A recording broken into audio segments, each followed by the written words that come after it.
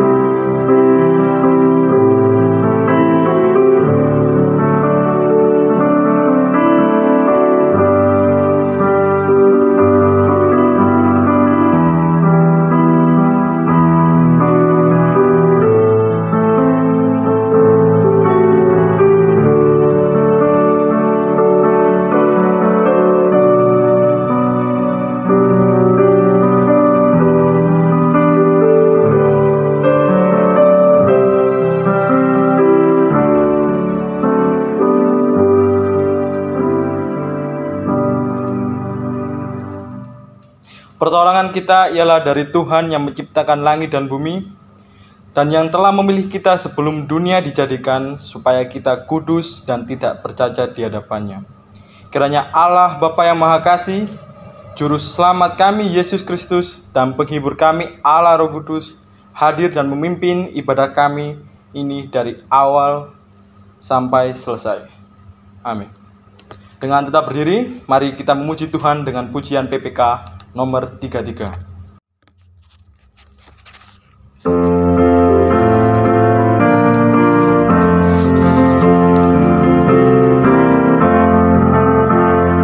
Juru selamat telah disalib, menghapuskan segala dosaku. Darahnya sucikan hatiku, puji namanya.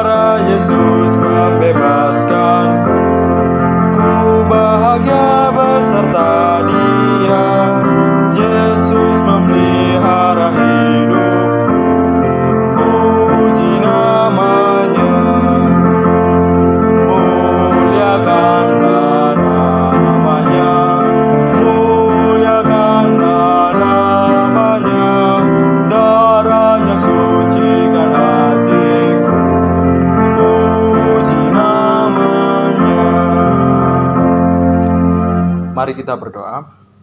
Bapa kami yang di surga, sungguh kami bersyukur oleh karena kemurahan-Mu, jikalau hari ini kami boleh ada sebagaimana kami ada, semata-semata karena anugerah-Mu saja.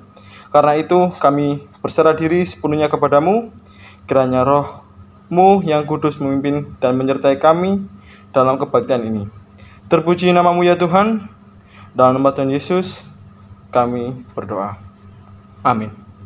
Jemaat silakan duduk kembali. Ayat emas kita pada pagi hari ini terambil dari Injil Yohanes 14 ayat 1. Injil Yohanes 14 ayat 1. Janganlah gelisah hatimu, percayalah kepada Allah, percayalah juga kepadaku. Sekali lagi, janganlah gelisah hatimu, Percayalah kepada Allah, percayalah juga kepadaku. Mari kita bacakan ayat hafalan kita di tahun 2020. Sambil kita akan ulangi bersama-sama. Terambil dari Filipi 1 ayat 22a. Berbunyi demikian. Tetapi jika aku harus hidup di dunia ini, itu berarti bagiku bekerja memberi buah. Sekali lagi, tapi jika aku harus hidup di dunia ini, itu berarti bagiku bekerja memberi buah. Saya undang jemaat untuk berdiri. Kita akan mengikrarkan pengakuan Imam Rasuli. Pengakuan Iman Rasuli.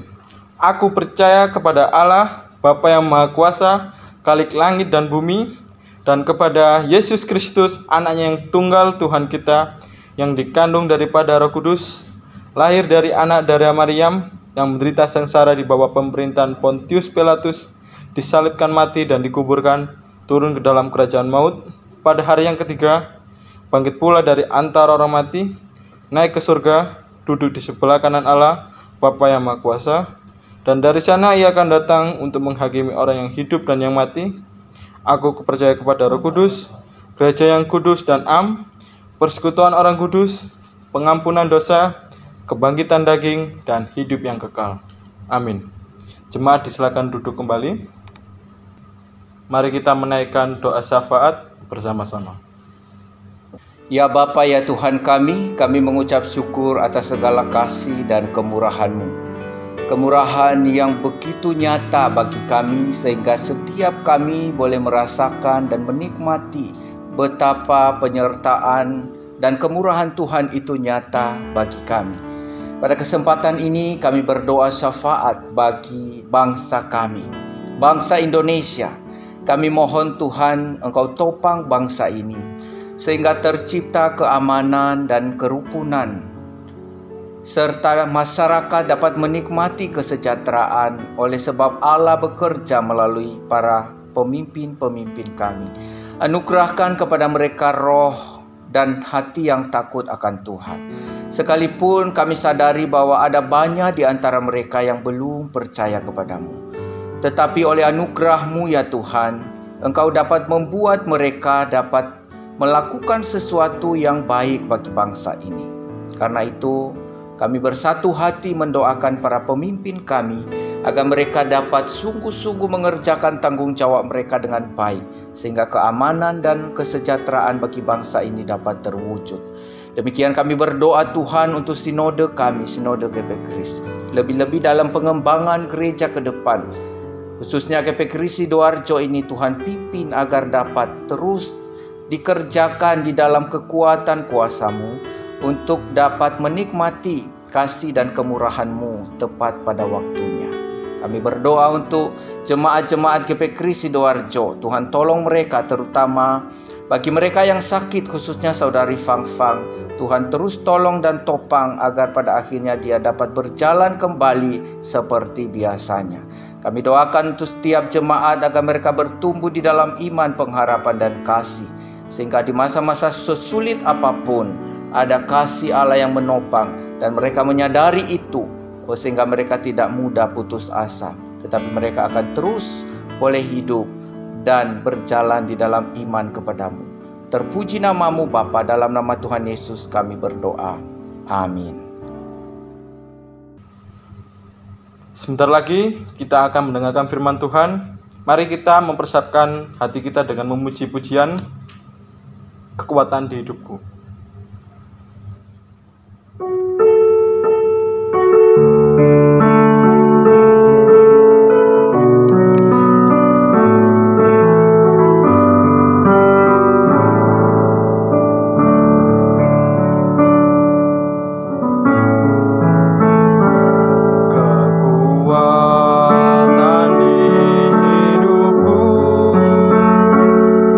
Dapat dalam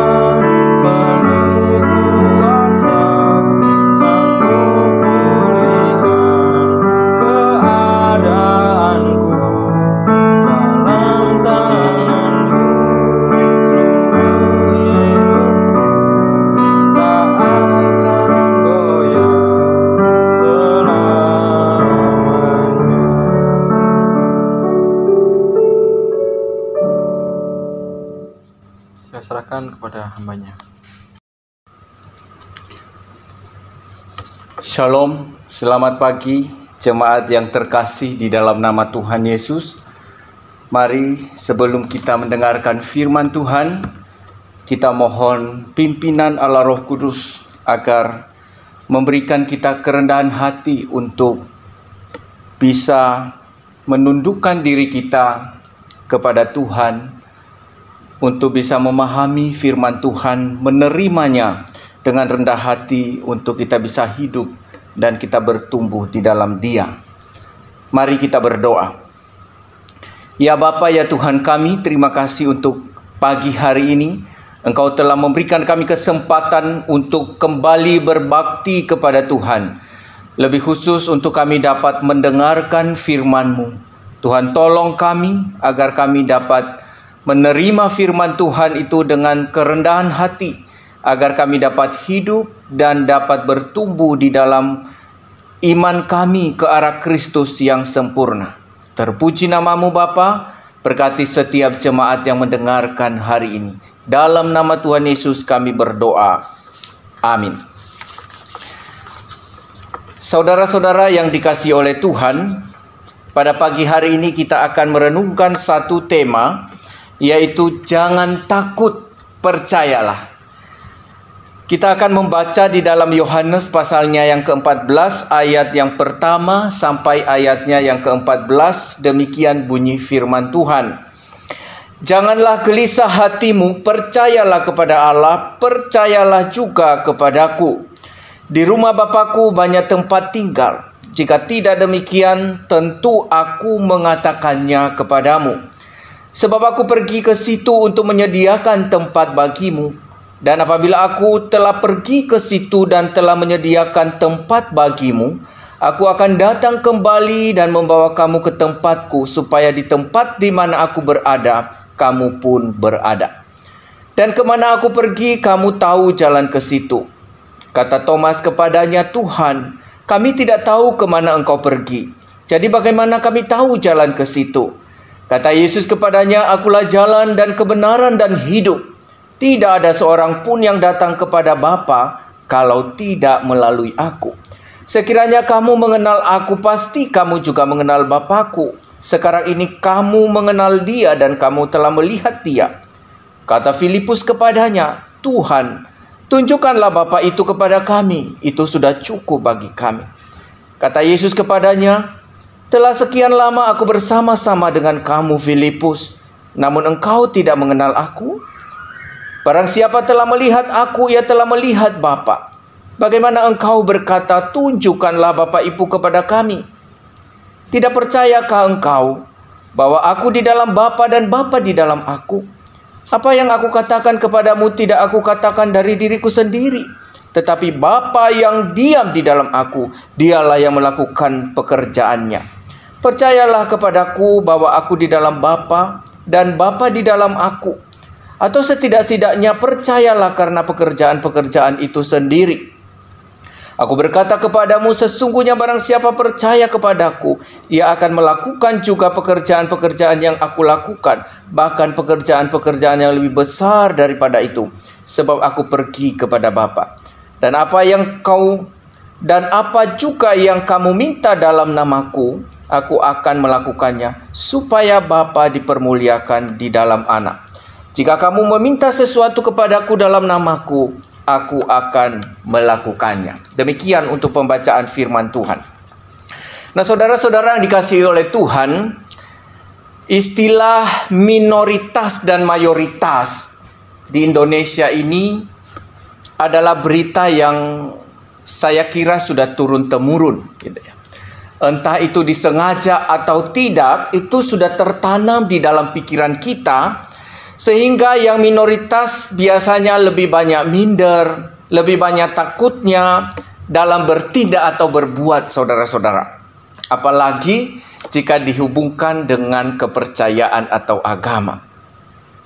Akibat daripada istilah minoritas dan mayoritas ini, saudara-saudara, maka kebanyakan kelompok yang minoritas atau merasa diri minoritas itu lebih menunjukkan ketakutan-ketakutan tertentu, kekhawatiran-kekhawatiran tertentu bila melakukan sesuatu atau berbuat sesuatu. Maka satu-satunya yang diharapkan oleh kelompok ini, saudara-saudara, adalah seorang pemimpin, seorang yang dapat atau mampu melindungi dan memperhatikan serta selalu hadir di dalam memberi support atau dukungan. Nah, saudaraku yang dikasihi oleh Tuhan, murid-murid Tuhan Yesus juga pada saat itu menjadi kelompok minoritas dari banyak orang. Gitu ya. Kalau kita perhatikan ada 12 murid Yesus, kemudian ditambah dengan orang-orang lain yang mengikut Yesus. Walaupun pada akhirnya kita melihat bahwa sebenarnya secara tidak terlihat atau sembunyi-sembunyi ada begitu banyak orang yang mengikut Yesus, percaya kepada Yesus, tetapi untuk menunjukkan diri secara terang-terangan mereka masih takut dan ragu. Tetapi pada prinsipnya kita melihat ada begitu banyak orang berbondong-bondong mengikut Yesus. Entahkah itu sekedar ikut-ikutan atau memang sungguh-sungguh ikut Yesus. Tetapi yang jelas ketika kita membaca ayat ini, Yesus sedang berbicara kepada murid-muridnya yang sedang mengalami kegalauan, ketakutan, kecemasan, bahkan kekhawatiran, saudara-saudara. Mereka mengalami kegelisahan di dalam hati mereka karena Yesus sendiri mengatakan bahwa dia akan pergi. Nah, saudaraku yang dikasihi oleh Tuhan, tentu bagi kelompok minoritas yang hanya bisa mengandalkan sang guru mereka, yaitu Yesus Kristus, di dalam hal membela, memberikan musisat-musisat yang dapat mengangkat keberadaan minoritas ini. Tetapi di dalam beberapa saat lagi mereka akan ditinggalkan oleh Yesus untuk pergi. Pergi ini bisa diartikan di dalam dua pengertian, saudara-saudara, adalah bisa pergi untuk mati di atas kayu salib untuk menebus dosa umatnya, dan yang kedua juga dia akan pergi naik ke sorga. Nah, dua hal ini sama-sama berlaku, saudara-saudara, di dalam pengertian penjelasan yang sedang disampaikan oleh Yesus kepada mereka. Nah, Yesus sangat tahu, saudara-saudara, bagaimana hati daripada murid-muridnya, bahwa mereka sedang mengalami kegelisahan yang begitu mendalam. Dan kegelisahan ini membuat Yesus berkata kepada mereka bahwa jangan gelisah hatimu. Atau bisa diartikan bahwa engkau jangan terus gelisah. Percayalah kepada Allah dan percaya jugalah kepadaku. Nah, saudaraku yang dikasihi oleh Tuhan, Yesus menekankan kepada murid-muridnya bahwa ketakutan, kegelisahanmu itu sebetulnya tidak berdasar. Kalau engkau bisa menaruh kepercayaan kepada Allah, jika engkau menaruh kepercayaan kepadaku, saudaraku, gelisah itu tentu saja melanda banyak orang. Ya, dan kalau kita lihat arti daripada gelisah itu, yaitu tidak tenteram. Ya, selalu merasa khawatir. Gelisah itu adalah tidak tenang. Misalnya ketika ada sesuatu yang dipikirkan, tidur pun tidak bisa tenang. Atau misalnya menantikan sesuatu, sudah tidak sabar lagi, akan mengalami kegelisahan atau kecemasan, saudaraku yang dikasihi oleh Tuhan.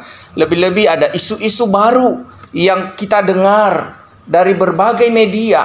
Salah satu isu yang sedang kita hadapi hari ini adalah tentang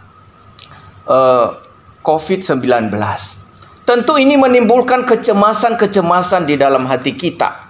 Nah, saudaraku yang dikasihi oleh Tuhan, kalau kita baca di dalam Alkitab, di dalam Markus pasal 9 ayat 14 sampai ayat yang ke-29, kita akan menemukan di sana bahwa suatu kali ada seorang ayah membawa anaknya yang kerasukan setan atau kerasukan roh kepada Yesus, dan anak itu oleh roh itu membuatnya menjadi bisu. Bahkan akhirnya roh itu membuat anak ini berguling-guling dan mulutnya penuh dengan busa. Nah, saudaraku yang dikasihi oleh Tuhan, Tuhan Yesus berkata kepada ayah daripada anak ini. Dia berkata, sejak kapan anak itu sakit? Kemudian jawab ayah ini adalah sejak kecil. Ya, sejak kecil. Dan roh itu sering menyeretnya ke dalam api atau ke dalam air untuk membinasakannya. Sebab itu, jika Engkau dapat, ya Tuhan, tolonglah kami dan kasihani kami. Saudaraku, orang ini datang kepada Yesus kemudian mengatakan kepadanya, jika Engkau dapat, tolonglah. Kemudian Yesus menjawab kepada dia, jika engkau dapat. Tidak ada yang mustahil bagi orang percaya. Yesus katakan, tidak ada yang mustahil bagi orang percaya. Maka saudaraku di ayat 24 kalau kita baca di sana, ayah ini berteriak, dia berkata, aku percaya, tolonglah aku yang tidak percaya ini. Nah saudaraku yang dikasih oleh Tuhan, dari ayat ini sebetulnya, dari nats yang kita baca di dalam Markus 9 ayat 14 sampai 29 ini, kita dapat belajar satu hal saudara, bahwa setiap orang percaya, ketika dia mulai percaya kepada Tuhan, kemudian dilanda oleh kesulitan-kesulitan, tantangan-tantangan, ada kemungkinan orang percaya ini mengalami pergumulan berat, dan akhirnya dia berada di dalam kecemasan dan ketakutan. Saudaraku yang dikasih oleh Tuhan, di lain pihak mungkin seperti yang katakan minggu yang lalu, kita bukan tidak percaya, kita bukan tidak beriman, tetapi seringkali saudaraku, keberadaan kita hari ini, kondisi nyata yang real yang kita alami hari ini cukup menggoncangkan iman kita, sehingga apa yang kita percayai, apa yang kita harapkan itu ada sebuah jurang pemisah, seakan-akan itu nanti baru didapatkan, masih lama. Tetapi keadaan hari ini, kondisi hari ini, siapakah yang mampu menyelesaikannya bagi kita? Itulah yang seringkali membuat kita berada di dalam kecemasan, saudaraku.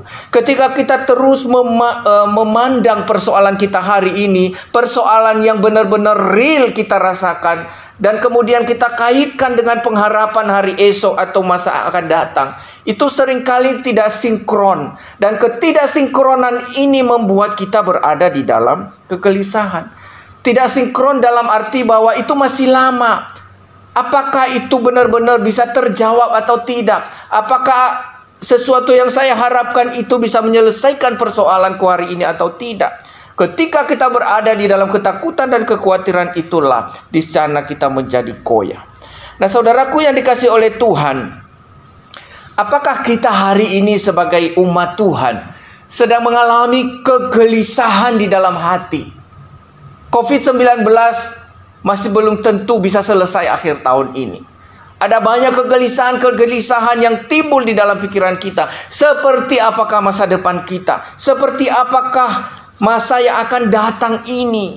Akankah terus seperti ini? Atau masih bisa kembali seperti masa-masa yang lalu, di mana kita bebas dengan segala aktivitas tanpa harus ada isu-isu yang begitu menakutkan, mengkhawatirkan kita. Nah saudaraku yang dikasih oleh Tuhan, Yesus sangat mengerti akan keadaan murid-muridnya. Maka dia berkata kepada mereka di ayat yang pertama, jangan gelisah hatimu. Ya, Yesus tidak sedang berkata kepada mereka tidak boleh gelisah, tetapi Yesus tahu bahwa kegelisahan mereka sudah sampai ke ubun-ubun. Artinya sudah melampaui rasa percaya mereka kepada Yesus, sehingga kegelisahan itu membuat mereka hampir-hampir kehilangan pengharapan. Nah inilah yang tidak boleh terjadi di dalam kehidupan anak-anak Tuhan. Dan hal ini sangat mendasar sekali saudara-saudara. Kalau kita baca ayat-ayat selanjutnya, ketika nanti Yesus menegur dan mengingatkan kepada Filipus, di dalam ayat 14 menjelaskan kembali atau memperjelas lagi ayatnya yang pertama ini saudaraku. Di ayat yang pertama dikatakan tadi, percayalah kepada Allah dan percaya juga kepadaku. Kemudian ayat-ayat berikutnya menjelaskan ayat ini. Di ayatnya yang ke-7 dikatakan, sekiranya kamu mengenal aku, pasti kamu juga mengenal Bapakku. Sekarang ini kamu mengenal dia dan kamu telah melihat dia. Di ayatnya yang 10 dikatakan, saudara-saudara, tidak percayakah engkau bahwa aku di dalam Bapa dan Bapa di dalam aku?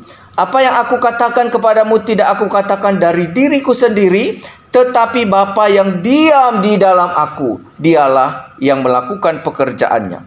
Ayat 11, percayalah kepadaku bahwa aku di dalam Bapa dan Bapa di dalam aku. Atau setidak-tidaknya percayalah karena pekerjaan-pekerjaan itu sendiri. Nah, saudaraku yang dikasihi oleh Tuhan, Yesus menegaskan di sini, dan dia juga mengetahui bahwa murid-muridnya itu sedang khawatir, sedang gelisah, karena merasa bahwa Yesus akan pergi. Dan Yesus yang akan pergi ini seakan-akan menjadi pahlawan bagi mereka yang nanti kalau pergi mereka akan kehilangan. Mereka lupa, saudaraku, bahwa Yesus itu bukan hanya sekedar guru biasa atau menjadi guru yang baik atau menjadi guru yang hebat yang dapat melakukan mukjizat, melindungi, membentengi kehidupan mereka selama dia bersama-sama dengan mereka. Mereka lupa bahwa Yesus itu adalah Allah, pribadi Allah yang kedua. Maka Yesus menegaskan kepada mereka tentang kedekatan antara Allah Bapa dan Allah Anak, dirinya sendiri itu. Yesus mengatakan bahwa percayalah kepada Allah dan percaya juga kepadaku. Aku dan Bapa adalah satu. Dia di dalam aku dan aku di dalam dia. Yesus sedang menegaskan bahwa seseorang yang tidak sungguh-sungguh percaya kepada Yesus sebagai Allah, di mana Allah Bapa terus bekerja di dalam Yesus Kristus dan mereka atau keduanya adalah pribadi Allah, maka saudaraku, mereka akan gagal untuk mendapatkan kesejukan dan kedamaian di dalam hati. Yang muncul adalah kegelisahan demi kegelisahan. Maka Yesus seringkali menegaskan kepada mereka, dan dia mengingatkan kepada Filipus di sana bahwa sudah sekian lama aku bersama-sama dengan engkau, Filipus. Sekian lama kamu bersama-sama dengan aku, namun engkau tidak mengenal aku. Saudaraku, persoalan kita ketika kita menghadapi sebuah pergumulan, bukan pada pergumulan itu, tetapi letaknya adalah seberapa jelas, seberapa besarnya kita mengerti bahwa Allah ada di dalam kita. Apa yang dikatakan oleh firman Tuhan itu benar-benar ya dan amin, menjadi jaminan terhadap perjalanan iman kita, saudaraku. Nah, kegagalan kita menempatkan Yesus Kristus sebagai Allah yang berkuasa di dalam kehidupan kita, menyebabkan kita seringkali jatuh ke dalam kegelisahan. Saudaraku yang dikasihi oleh Tuhan, itu sebabnya Yesus menegaskan, jangan gelisah hatimu. Percayalah. Percayalah bukan hanya kepada Yesus sebagai guru yang baik, bukan hanya kepada Yesus sebagai guru yang dapat melakukan mukjizat seperti apa yang kau saksikan setiap saat, tetapi percayalah kepada Dia sebagai Allah yang selalu hadir, berkuasa, memimpin, mengendalikan seluruh keadaan hidupmu. Saudaraku yang dikasihi oleh Tuhan, mari kita bersama-sama menanamkan di dalam hati kita. Filipus melihat Yesus hanya sebagai guru yang baik. Maka ketika Yesus bercerita tentang Allah Bapa, bercerita tentang tempat di mana Allah berada, mereka berkata, tunjukkan itu kepada kami. Kami rindu ketemu dengan Bapa. Beritahukan jalan menuju ke sana. Itu sudah cukup bagi kami. Saudaraku, mereka lupa bahwa pribadi yang sedang bercakap-cakap dengan dia, dengan mereka, yaitu Yesus Kristus adalah Allah itu sendiri. Allah yang berkuasa untuk membawa mereka ke sana. Maka ketika dia bertanya tentang jalan kepada Yesus, dia berkata, akulah jalan, kebenaran, dan hidup. Tidak ada seorang pun yang dapat datang kepada Bapa kalau tidak melalui aku. Artinya ada kesatuan antara Allah Bapa dan Yesus Kristus yang tidak dapat dipisahkan. Maka saudaraku, ketika engkau menjadi seorang Kristen, maka iman kepada Allah Bapa, iman kepada Yesus Kristus dan kepada Allah Roh Kudus itu harus sama. Jangan berkata aku percaya kepada Allah tetapi menolak Yesus Kristus. Mustahil. Maka firman katakan, tidak ada seorang pun yang datang kepada Bapa kalau tidak melalui aku. Yesus adalah jalan, kebenaran, dan hidup. Maka kita harus percaya kepadanya. Ketika Yesus bercakap-cakap dengan perempuan Samaria, dia bercerita tentang air kehidupan itu. Dia berkata bahwa kalau engkau terus minum air dari sumur ini, engkau akan haus. Tetapi jika engkau meminum air yang daripadaku, engkau tidak akan haus lagi selama-lamanya. Kemudian perempuan ini dengan senangnya dia berkata, berikan air itu kepadaku. Tetapi Yesus berkata kepadanya, akulah dia. Akulah air itu yang sedang bercakap-cakap dengan kamu. Saudaraku yang dikasihi oleh Tuhan, seringkali kita gagal di dalam mencapai ketenangan hati kita, kedamaian kita, karena kita gagal melihat pribadi daripada Yesus Kristus. Kita lupa bahwa dia Allah yang berkuasa, bukan hanya sekedar Allah yang dapat memberikan apa yang kita minta, melakukan mukjizat, tetapi dia Allah yang begitu peduli, mengetahui, mengerti keadaan kita. Maka saudaraku, ketakutan kita akan hilang ketika kita sungguh-sungguh menempatkan Yesus Kristus dalam hidup kita sebagai Allah yang berkuasa. Amin saudaraku. Allah yang dapat melakukan segala sesuatu. Karena dia adalah Allah yang turut bekerja di dalam segala sesuatu untuk mendatangkan kebaikan bagi saya dan saudara. Khususnya bagi orang-orang yang mengasihi dia. Bagi mereka yang terpanggil sesuai dengan rencana Allah. Karena itu saudaraku yang dikasihi oleh Tuhan, ketika engkau sedang berada di dalam kegelisahan hari ini, maka satu kalimat yang harus kita ingat, yaitu percayalah bahwa Allah itu sungguh-sungguh ada. Percayalah bahwa Allah itu sungguh-sungguh ada. Di dalam Ibrani 11 ayat 6 dikatakan bahwa tanpa iman tidak mungkin orang berkenan kepada Allah. Tetapi barang siapa yang berpaling kepada Allah, ia harus percaya bahwa Allah itu ada dan Allah akan memberikan upah kepada orang-orang yang sungguh-sungguh mencari dia. Saudaraku, ada kata percaya. Harus percaya bahwa Allah itu ada dan bahwa Allah itu sungguh-sungguh memberi upah. Ya, percaya kepada Allah yang ada itu dan dia pasti sungguh-sungguh memberikan upah. Iman yang seperti inilah yang berkenan kepada Tuhan. Maka ketakutan kita, kegelisahan kita akan terhapus ketika iman ini dimantapkan dan didaratkan, diikatkan, dimasukkan di dalam pribadi Yesus Kristus yang adalah Allah, Tuhan dan Juru Selamat kita. Saudara, seperti apakah engkau memandang Yesus Kristus dalam hidupmu? Ketika engkau menempatkan Yesus Kristus sebagai Allah dalam hidupmu, maka segala ketakutanmu, kegelisahanmu akan menjadi sirna. Saudaraku yang dikasihi oleh Tuhan, itu yang pertama. Kegelisahan kita seringkali timbul karena kita lupa menempatkan Yesus Kristus sebagai Allah yang berkuasa atas hidup kita. Tetapi sebaliknya, jika kita menempatkan dia pada tempat yang tepat sebagai Allah dan Tuhan Juru Selamat kita, maka ketakutan itu akan sirna karena kita tahu dia berkuasa untuk melakukannya. Yang kedua saudaraku, kegelisahan kita seringkali muncul karena kita tidak mengerti apa yang sedang dilakukan Allah dalam hidup kita. Saudaraku, percayalah bahwa seluruh apa yang dikerjakan oleh Kristus Yesus di dalam dunia ini, di dalam hidup saya dan saudara, apa yang dilakukannya sebagai Allah sekaligus sebagai manusia adalah untuk kebaikan anak-anaknya, untuk kebaikan saya dan saudara. Maka di ayat 2 dikatakan, saudaraku, sebab aku pergi ke situ untuk menyediakan tempat bagimu.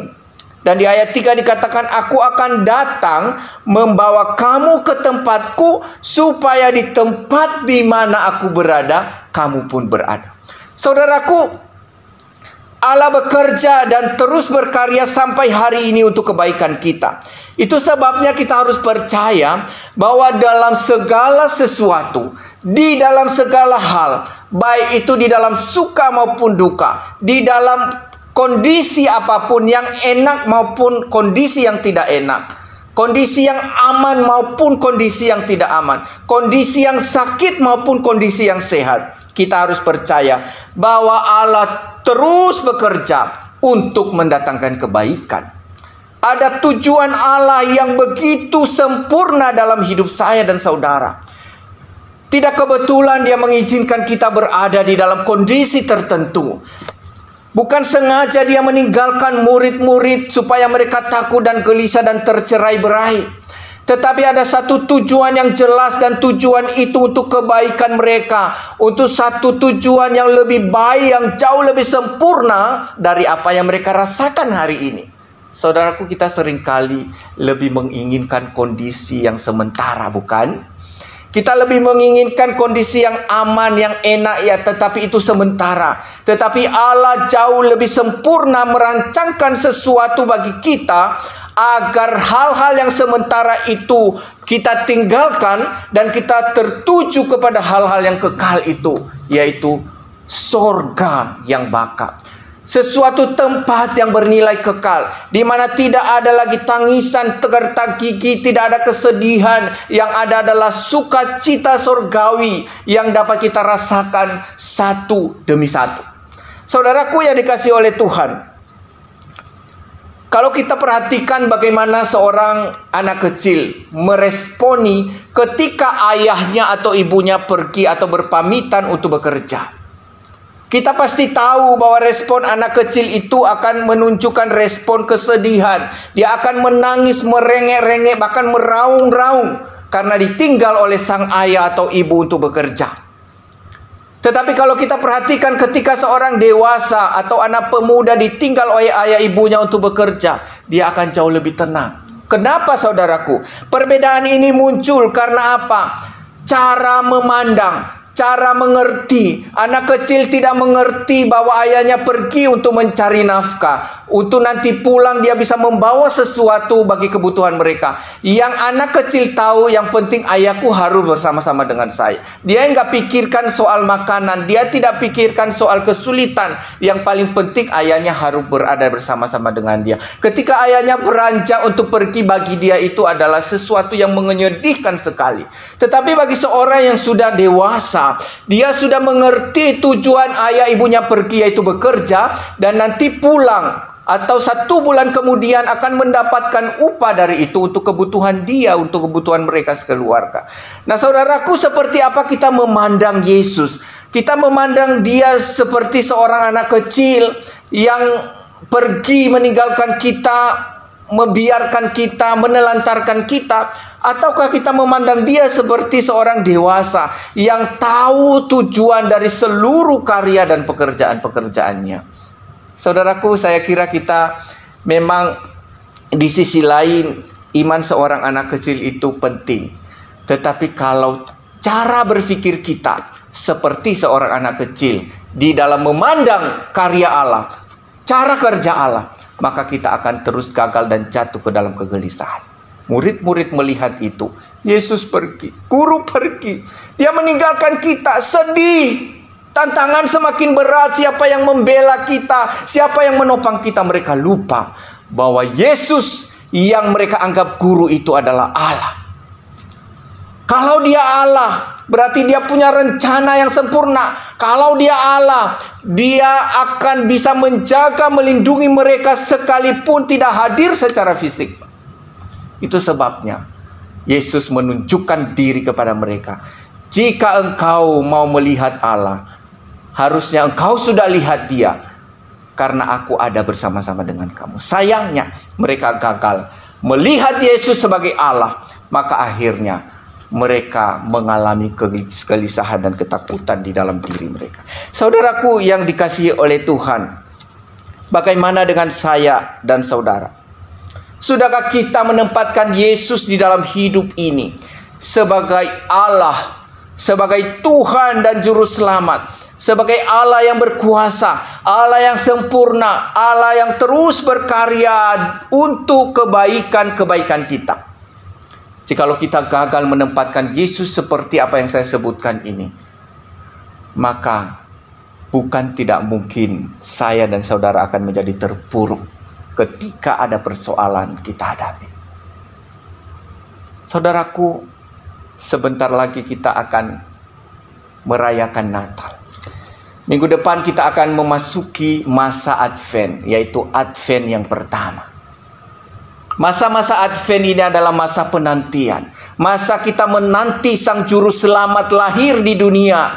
Kemudian kita harus mempersiapkan hati. Orang-orang Majus datang membawa emas, perak, dan mur. Ya, emas dan mur. Membawa emas, kemenyan, dan mur, saudaraku.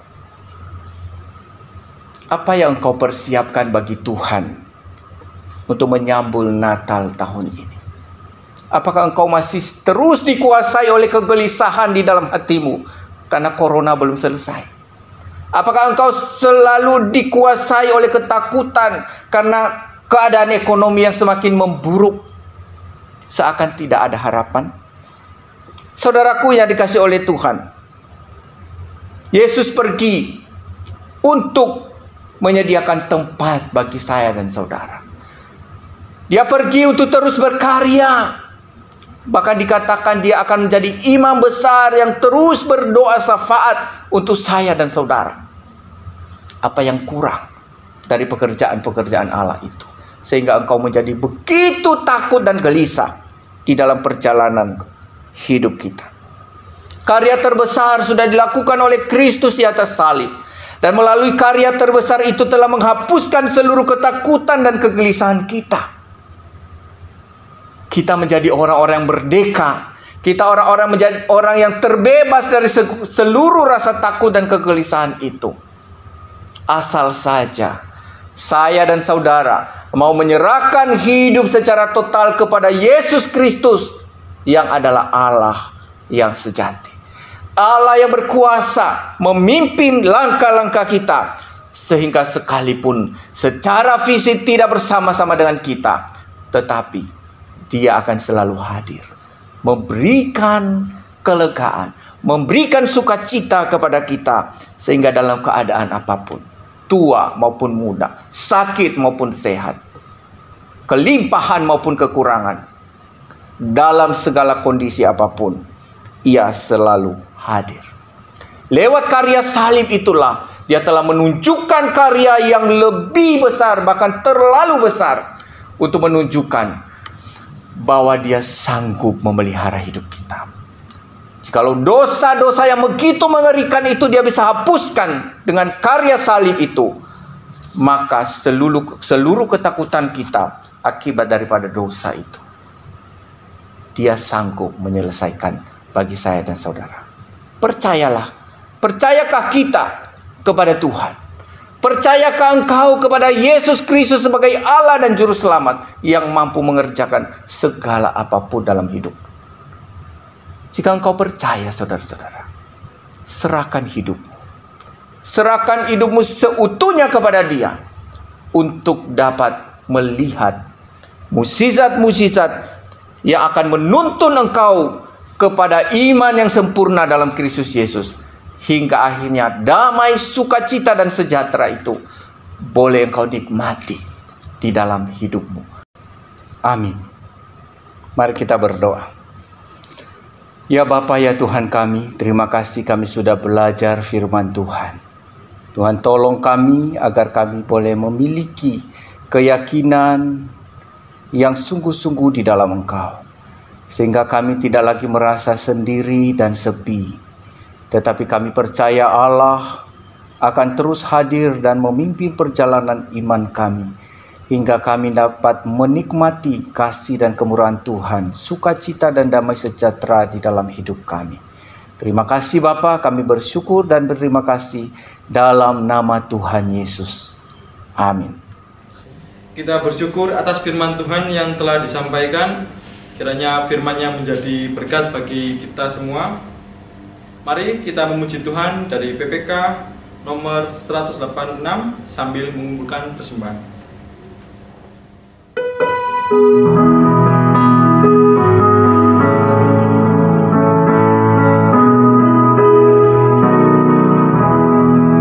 Ke tempat yang tertinggilah, genap jiwaku merindulah. Angkat doa tiap waktu, Tuhan tetapkan jiwaku. Tuhan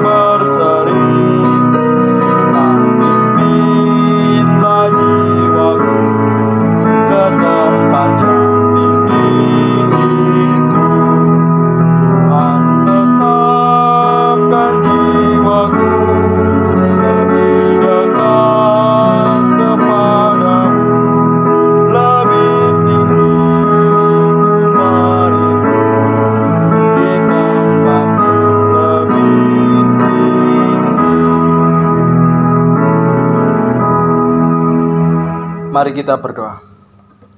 Bapa kami yang di surga, terima kasih Bapa. Kami telah mendengarkan firman Tuhan-Mu yang telah disampaikan oleh hamba-Nya. Kiranya Tuhan berkati apa yang kami dengar tadi, supaya apa yang kami terdengar tidak sia-sia Tuhan. Semoga tetan dalam hati kami. Dan Tuhan, kami sudah mengumpulkan persembahan juga. Kiranya Tuhan berkati persembahan ini, semoga menjadi berkat bagi gereja ini Tuhan, dan memperluaskan kerajaan-Mu di sini. Terima kasih Tuhan. Ini doa kami dalam nama Tuhan Yesus. Amin. Jemaat yang terkasih di dalam nama Tuhan Yesus Kristus, mari kita berdiri bersama-sama, kita akhiri kebaktian kita pada pagi hari ini, kita naikkan doksologi.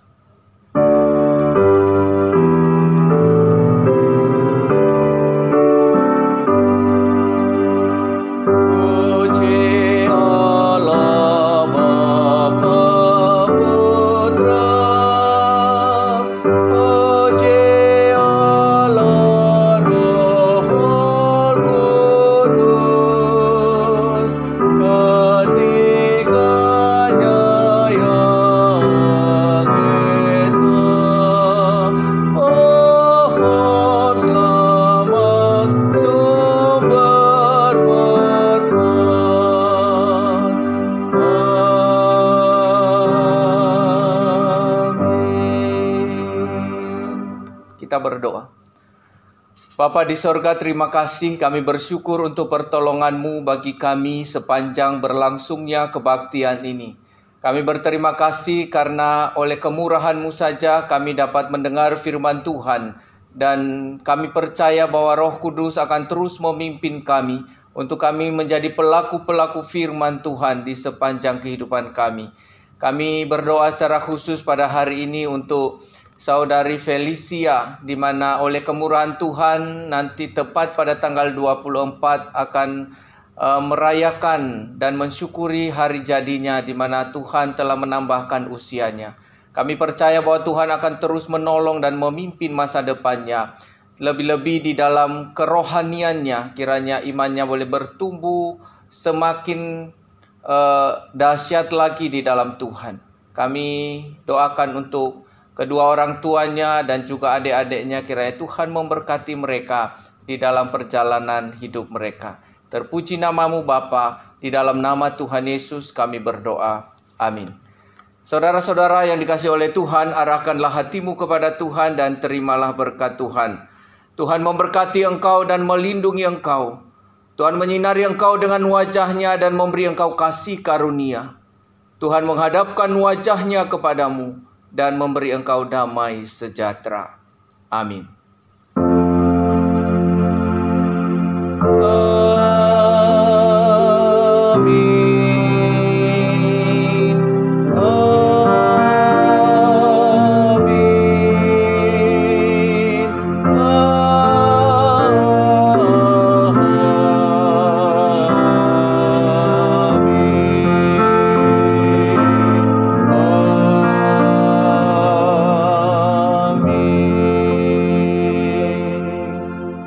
Jemaat silakan duduk, silakan berdoa teduh.